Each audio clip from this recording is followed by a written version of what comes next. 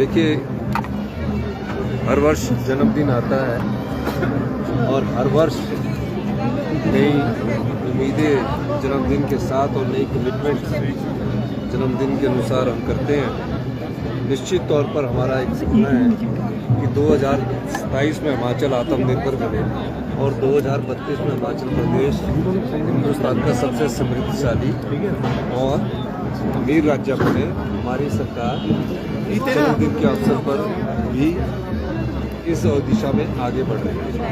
नहीं, अभी देखिए,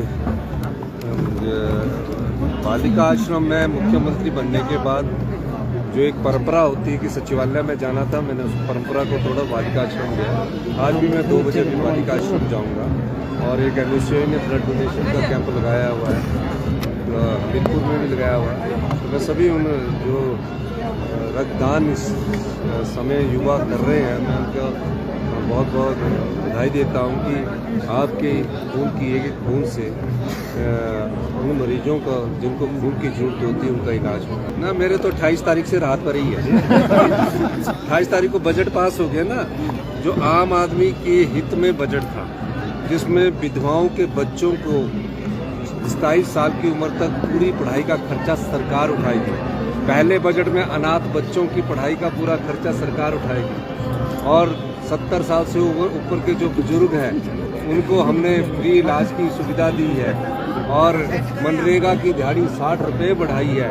और उसके बाद जो कर्मचारियों को हमने DA दिया और अपनी प्यारी बहनों को जो हमने 1500 रुपये दिया, तो हमारा उस दिन से बिल्कुल राहत भरा है।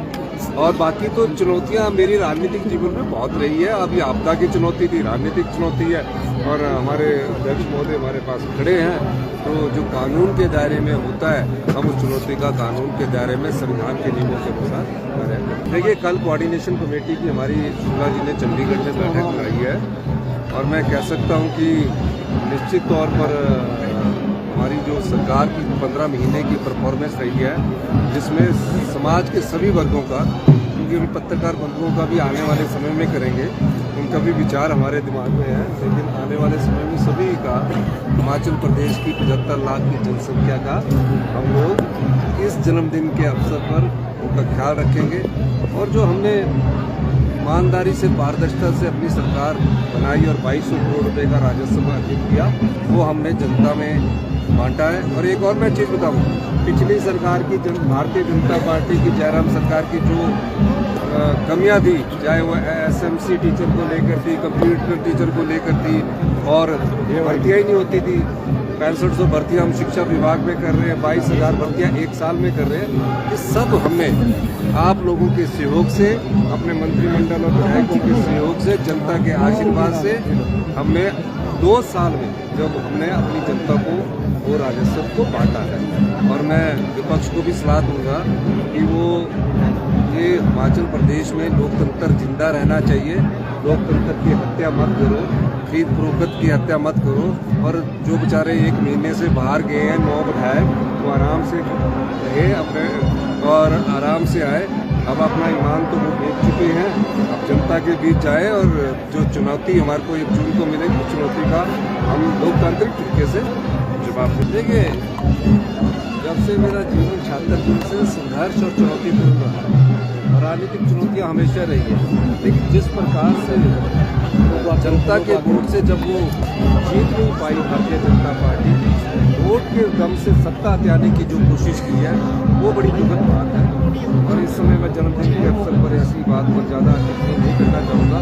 आने वाले दिन में जब हम युद्ध भूमि में होंगे तो इन सब बातों का आने वाले समय में जवाब देंगे। अप्रैल से मैं अपना पूरे हिमाचल प्रदेश का टूर शुरू करूँगा। निश्चित तौर पर कह सकता हूँ कि हिमाचल की जनता बुद्धिमान है, हिमाचल की जनता लोकतंत्र में विश्वास रखने वाली है। हिमाचल की जनता इस प्रकार की खरीद